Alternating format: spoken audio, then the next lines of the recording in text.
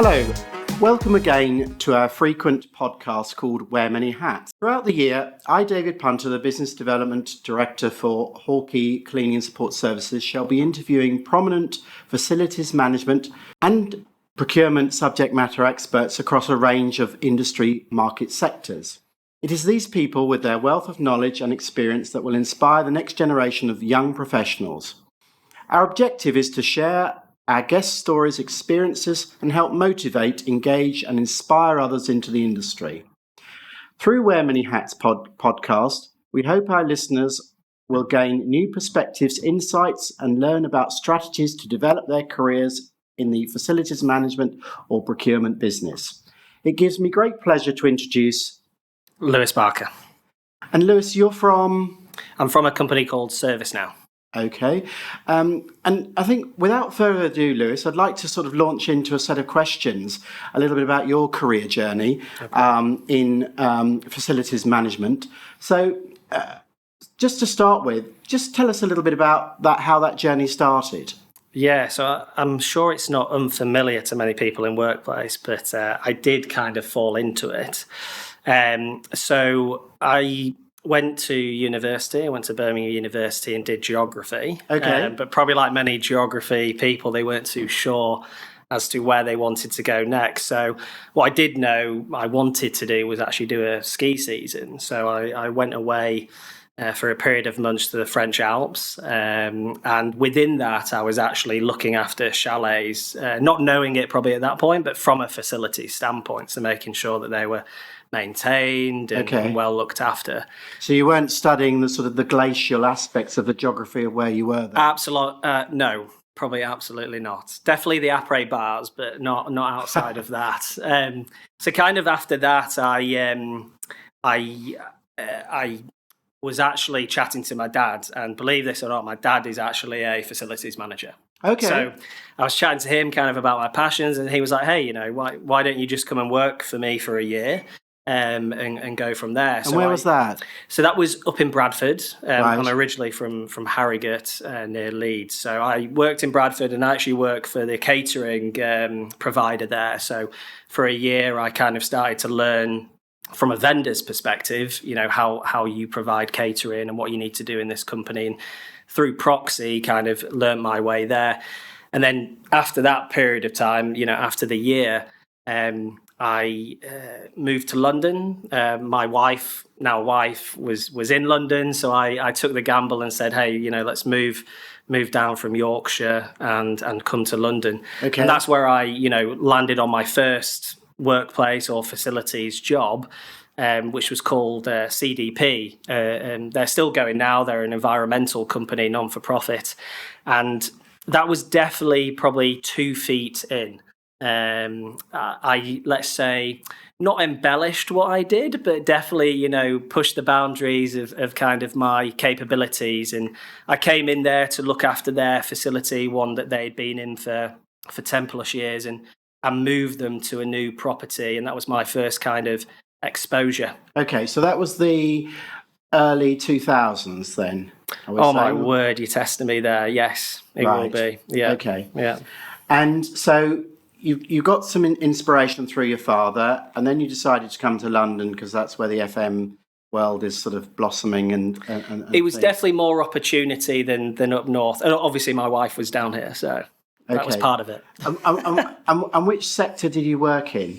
Right now? Yeah. So I work in the technology sector now. Okay. So you're our first person from that sector in terms of that podcast. And it's I think a lot of people, a lot of my network are within technology companies, and I think especially with the workplace world, it's a lot of fast, it's very dynamic, it's always evolving, and that's quite unique, or that's what definitely I like about working in a technology company.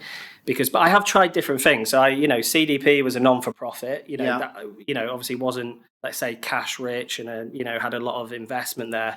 I then went kind of in the middle of CDP and ServiceNow, I went to a company called ISG, who do all the big construction company that's based in London. So I looked after their London offices, and that's where I learned a lot about fit out. Okay. Met a lot of my network that I use today in that place. Okay.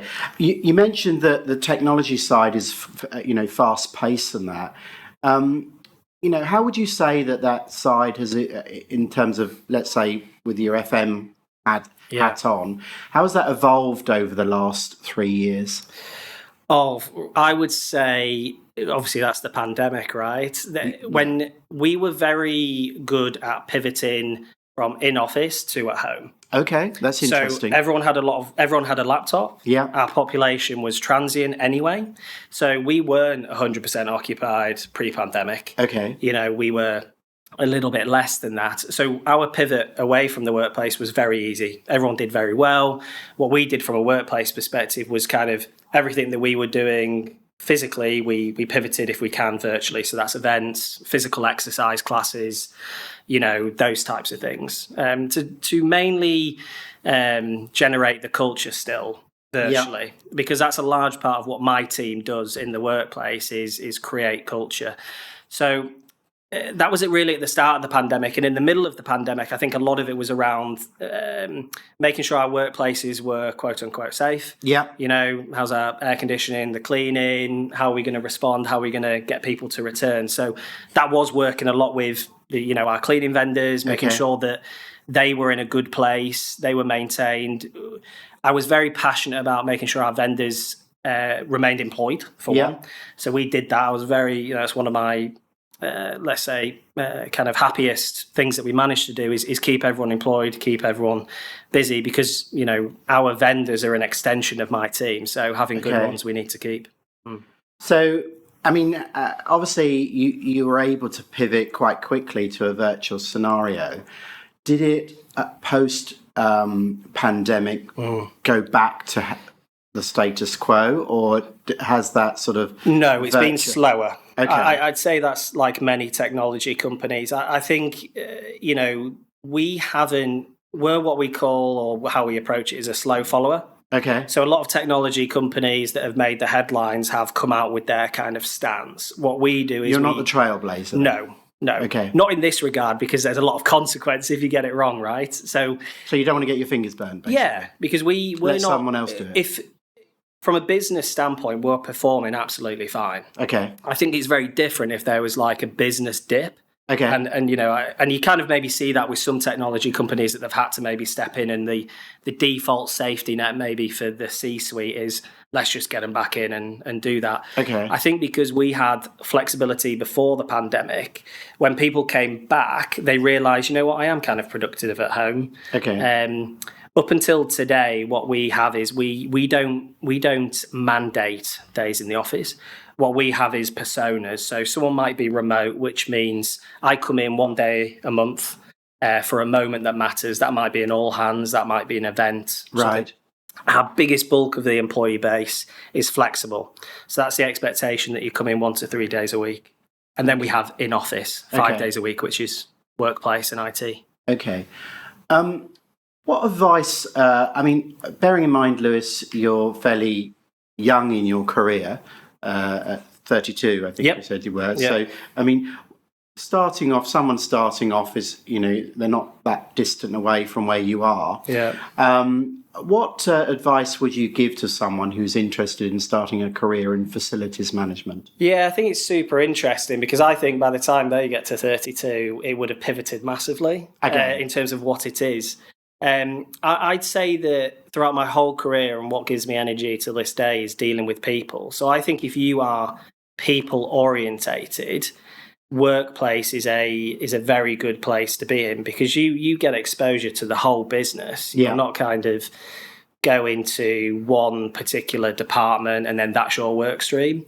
A lot of my team have grown up and then gone into the business, gone into ServiceNow, gone into another department because they've worked with those people. And I think that's very unique from a role perspective. Okay. I also think facilities and workplace is a great career option for a lot of people if you like, the people aspect, or you might like the building aspect from an engineering perspective, because a lot of the opportunity that's going to come in is the sustainability aspect of buildings and kind of, I know everyone's talking about how do we bring people back, but that's your culture element. So a lot of like the upskilling that we've been chatting to our team about is that hospitality type of world. Okay. How do we make sure people want to come back in? And that's not mandate them in. Like, how do they have a great experience? How do we help them? Okay. And you're suggesting that through technology you can help them on that journey? Yeah, I think technology is one aspect of it. But I think maybe looking at my own career, education's been a big thing. So I've always been well supported from every company and getting qualifications and doing that. Okay. I think now at this age, I've learned how important networking is. Okay. Now, networking is super awkward when you're young because Why's that? you might get... Well, I think a lot of people get frowned upon, not frowned upon, sorry, that's the wrong word, but they get looked upon differently, right? You feel like you don't have the experience, so you can't go and talk to someone about something like that. And for me, it didn't come naturally, and I have to thank my previous boss. But Daff, very much pushed me out of my comfort zone. He said, hey, go to events, do podcasts, do this type of thing, because you'll only get more comfortable with it. And he's completely right. So a lot of the team members that I talk to in their development reviews, I'm like, hey, you might have only been here 5 or 6 years doing this job, but you have got stuff to talk about. So go to these things and do that. So definitely education, networking, and just taking a risk in some stuff, Because of course, you after your degree, your geography degree at Birmingham, you also went on to do some MBAs as well, didn't you? Yeah, not an MBA. Oh, okay. I've done like through Cornet, the MCR, which is like the Masters of Corporate Real Estate. Oh, okay. Is what they call it. I'd love to have an MBA, but unfortunately, I don't. There's still time. There is time. But yeah, done those types of qualifications. But Cornet or IWFM, they're all good networking tools. Yes, most definitely. I think having been to quite a few of the IWFM things, and also with Rising organisation. So another question really that I have asked a lot of people is how do you think online meetings have changed facilities management in terms of the engagement and collaboration process? Yeah, I think I take it twofold. I think they're needed because... Well, you would say that because you're technology based. Yeah, but we don't sell video conferencing. But I think because my team, I look after our EMEA region, so I'm never not on a Zoom call or a hybrid call because the team is dispersed. Yeah. So I think a lot of people now have that, whether it's someone in the UK who's at their home office or not. So kind of having the technology and the hybrid, it's just part of our lives. How do I think it's benefited workplace? I think that it's just ensuring that technology is so integrated into our workplaces that people don't have to, worry about it or think about it. It's now actually a given. We basically put a video conferencing unit in every space we can, right? Because it's needed, And I think that where kind of the other side of that is that I think definitely in ServiceNow, people are seeing the benefit of coming together in person. So our highest peak days tend to revolve around an all hands, an event or something, because the manager community, which we lean into heavily, are the ones that drive the attendance. Okay. So I can see both sides really. Definitely. And that brings me on to a question that I think we touched with another one of our podcasters fairly recently that did procurement in a consultancy capacity with the government. And that was to do with artificial intelligence, which is the big thing that's spinning around at the moment. Yeah. What role do you see artificial intelligence playing in facilities management, both now and more in the future? Seriously, in the future? Yeah, I think, I'm not necessarily afraid of it. And I think I come back to the people element of workplace, that there'll always need to be, I believe personally, a person to greet people, to talk to someone in the face. Where I think it will definitely happen is in the building infrastructure. So, being able to pick up if an area is highly utilised and raise a ticket automatically for the cleaning, the maintenance crew. We do have smart buildings already, don't get me wrong, but I think it's the more proactive nature of AI being able to, deliver that. So I think in buildings, hands down, it will happen. And I think, how people interact with the workplace will be, a lot more beneficial, I think. Okay. So if I'm going into spaces, it will already know that I like a room a certain temperature probably, and I like this setup, and I like this catering option. I don't know. Things like that are not out of the realms of the possibility. Yes, I think that, we've also, in the past, facilities management has done a lot of data gathering and probably not as much acting upon that data. Yeah. And by artificial intelligence, it may be able to tweak the data according to a setting, as you say. Yeah, and I think that's the I think investment has always been a very hard thing to come by in workplace. And I think right now where we are with the offices and things getting pulled into, cost saving and things like that, I think the investment in tools and technology is quite difficult at the moment, speaking to my network. Okay. Do you use any artificial intelligence at the moment in your current facilities not management for workplace, no. But ServiceNow's just announced that they're working with NVIDIA on an AI type of solution within our technology suite, but not within workplace. In your opinion, how do environmental social governance issues impact facilities management? Yeah, so I think everyone will say big time. I think that everyone is, very much behind the ESG plan. ServiceNow has a very robust ESG strategy. I'm actually the interlink between our sustainability team and workplace. Okay. So we do a lot of work on, obviously, the basics, where we can affect change. We're in a lot of leased buildings, so we don't own any buildings, bar our offices in the US, in HQ. So in terms of actually really affecting kind of, let's say, the environmental change, it's really working with landlords where we can do that. So in lease negotiations or choosing the buildings, we will choose where we can environmentally sound buildings. Do you have any accreditation ServiceNow? No, we don't. No, so but we would choose. Dublin, our new location at 60 Dawson in Dublin is a LEED certified building. Okay. So we would choose that, but we're on the journey of therefore making our fit out meet like a LEED accreditation. Okay. But we will do, a lot of things within the space to make sure we're doing the environmentally sound thing.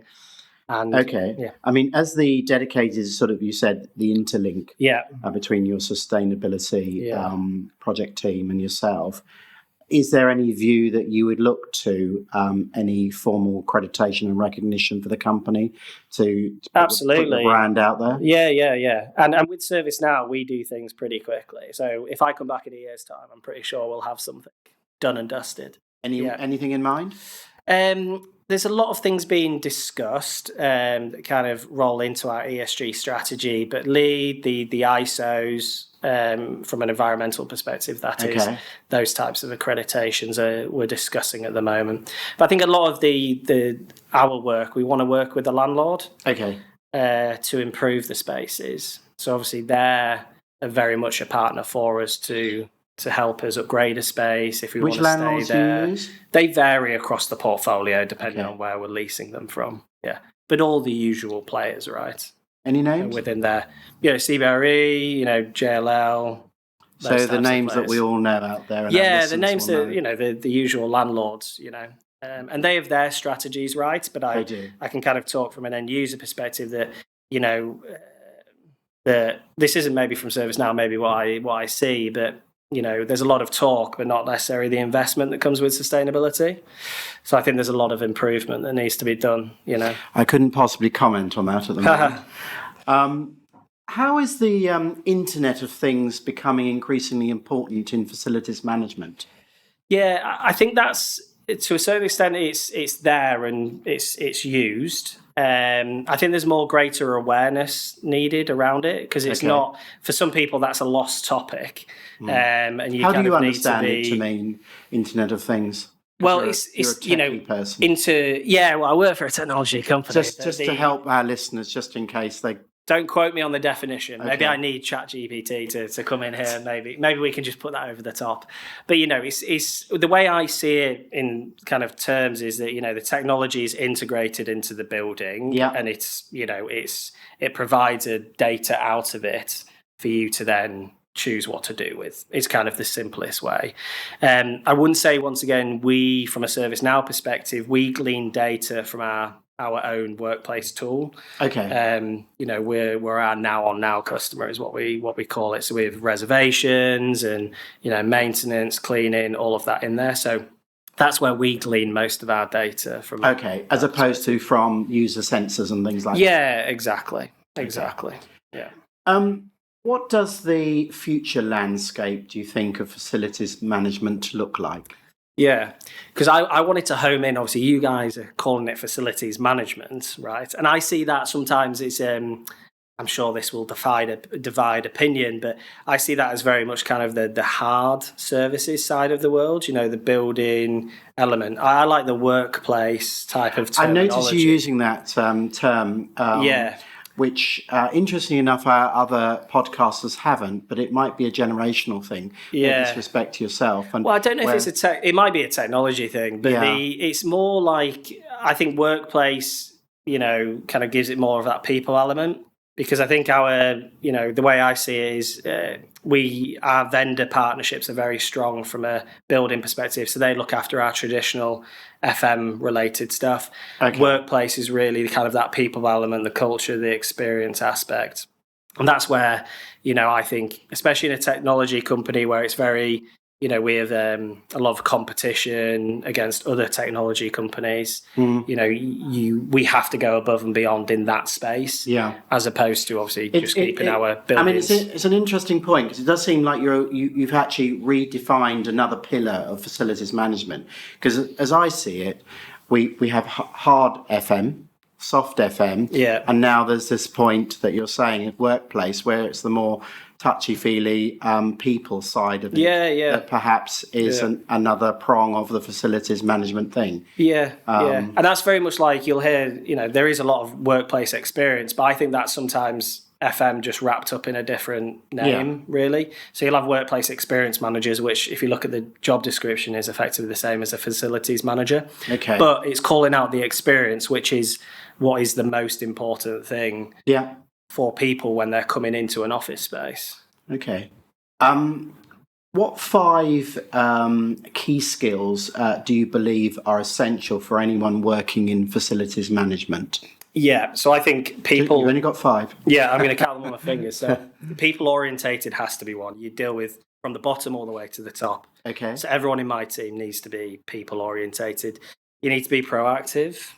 So these are probably my recruiting things, but they're proactive. You need to be on the ball. You don't need to let something kind of just sit there. You need to go after it. Is that the third one, or is that still the second one? Sorry, still the second one, but just the proactive.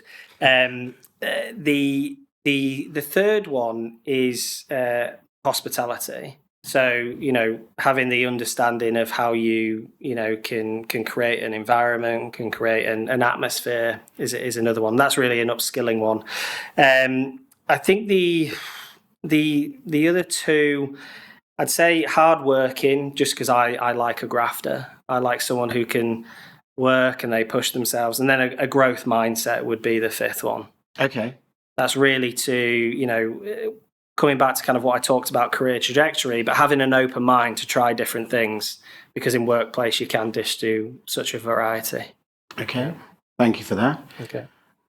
How has, would you say, equipment technology impacted your role in facilities management?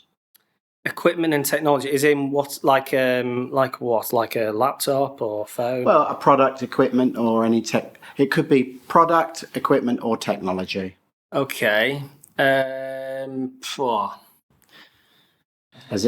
impacted your role? I think, well, probably being in a technology company, you're spoiled by the stuff you get, but I wouldn't say there's anything that's really been earth-shattering. I think it's been good with where I am in ServiceNow, kind of on a growth opportunity perspective, was working with the product.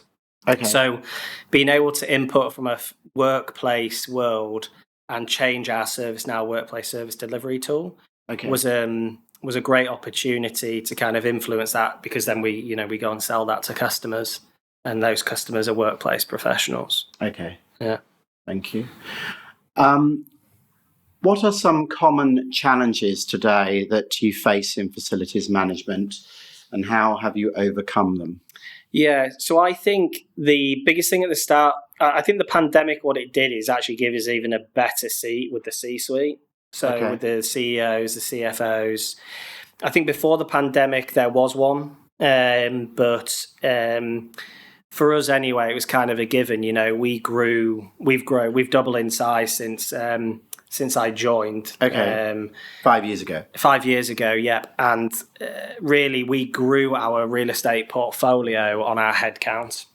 So we didn't, the interaction with the CFO was, keeping down the costs and making sure they're managed. Whereas now we have a real seat at the table to define what our whole working strategy is going to be. Okay. So we have a working group between workplace, HR, and IT.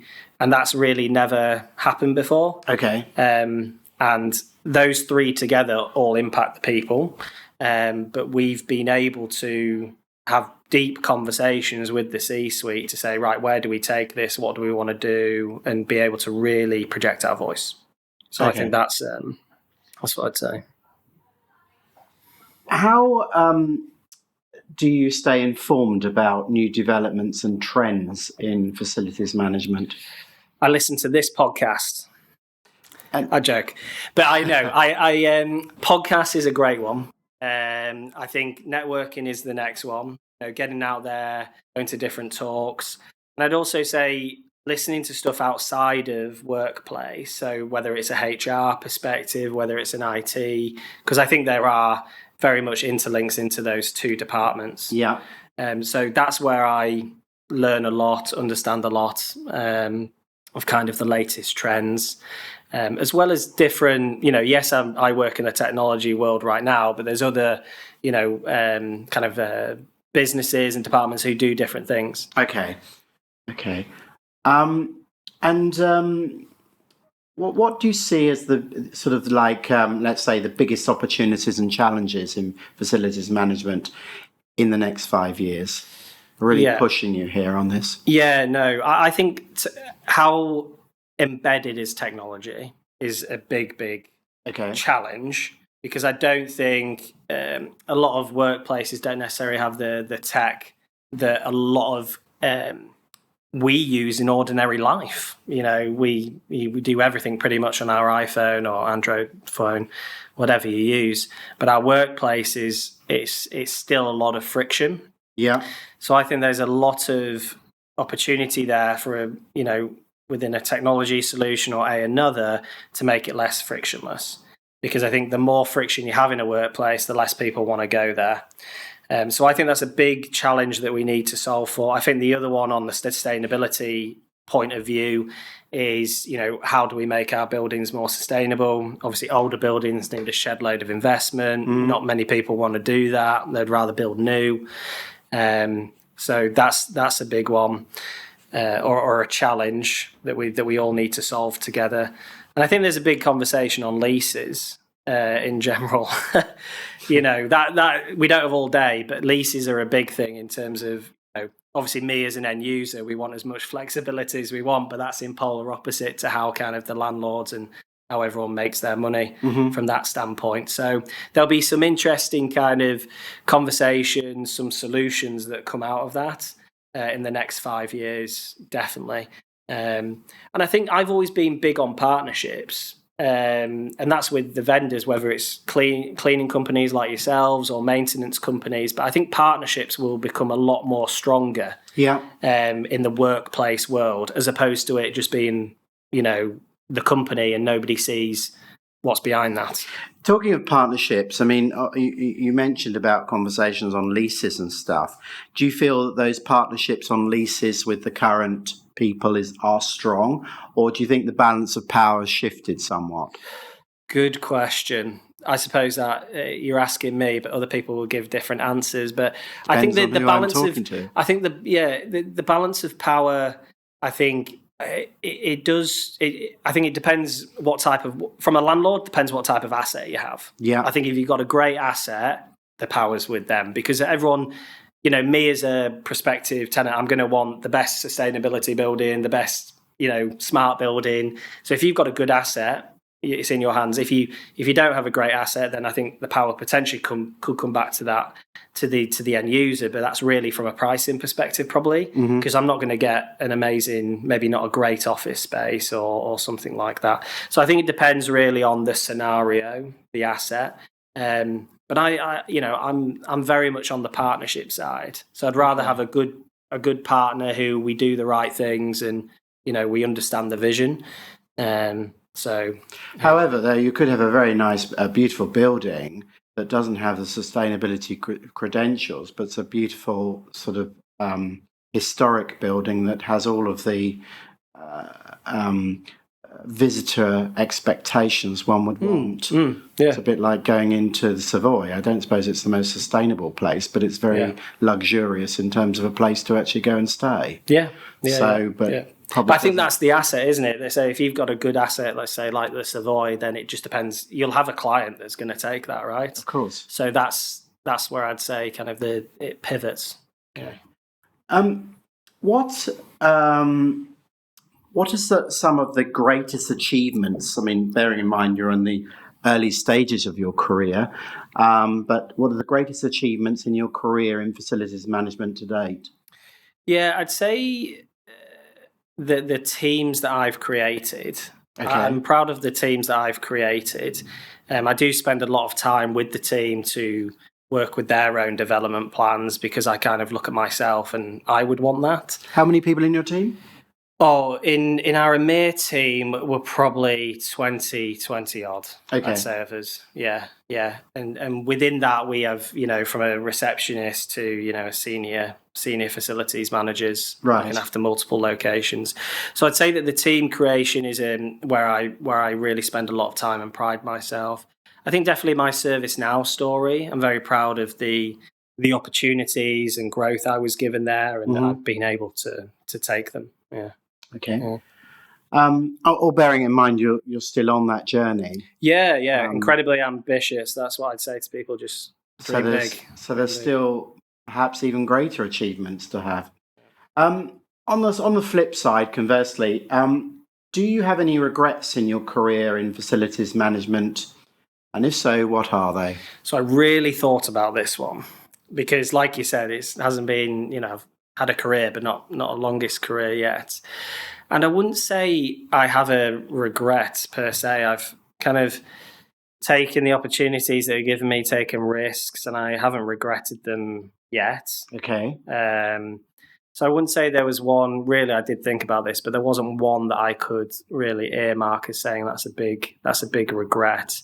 I'm not necessarily saying a big regret. It could be a little tiny one. Yeah.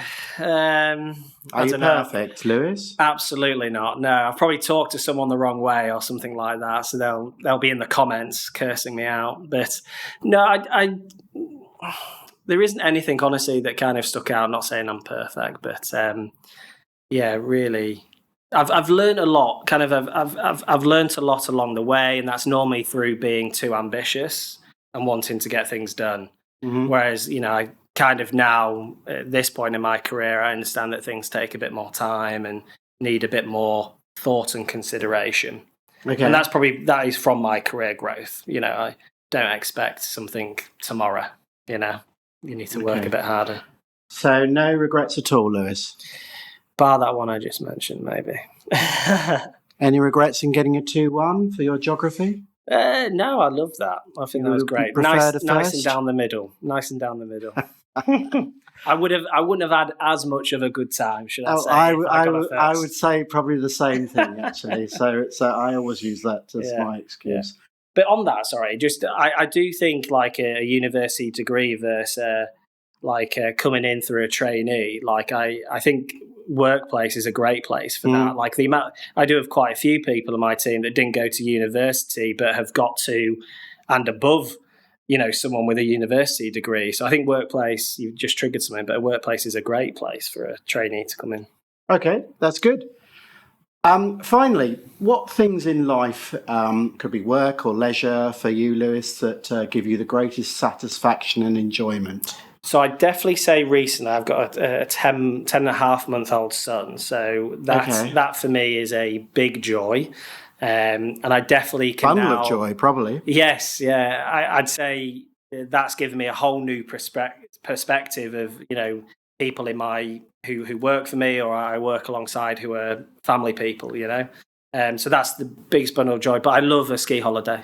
I love a ski holiday. Well, snowboard holiday actually, but right. Try to get there once a year. Wow, that's good. It sort of gets you away, back on the slopes. It does, yeah. It's my quiet space, that's for sure. So I haven't been in 3 years, so next year's the one.